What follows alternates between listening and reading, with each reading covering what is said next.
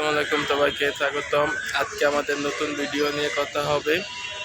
আমাদের ভিডিওর টপিক 69 গণ অভ্যুত্থান। 69 গণ অভ্যুত্থানের জানি বঙ্গবন্ধু তো 35 জনকে আসামি করা হয় আগরতলা ষড়যন্ত্র মামলা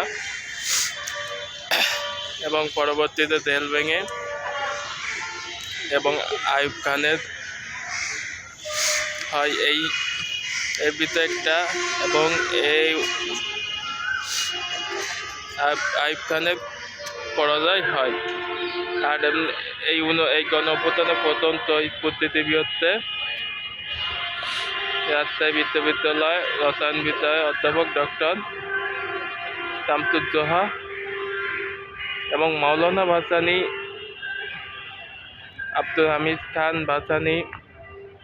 তিনি গণ অভ্যুত্থানে বাইতুল মোকাররমে একটি আন্দোলন করেন এবং আন্দোলনে তিনি সেনাবাহিনী দেখেও ভয় পাননি।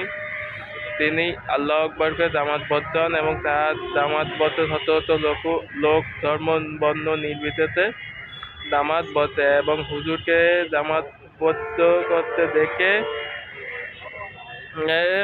সেনাবাহিনী অত লম্বা হয়ে পারে গুলি বা লাঠিচার্জ করতে পারে না। একটা পর্যায়ে তারা ওখান থেকে চলে যায় এবং আব্দুল হামিদ খান ভাসানী তখন ওখান থেকে এসে গুলিস্তান মোড়ে এসে বলে আজকে ঘেরাও হবে, যে তার মতন সব গভর্নর হাউস ঘেরাও করা এবং জেলখানা এবং মন্ত্রী পরিষদ মন্ত্রীদের বাড়িতে ঘেরাও করে গণ অভ্যুত্থানে জেল ভেঙে গণ অভ্যুত্থানে প্রথম শহীদ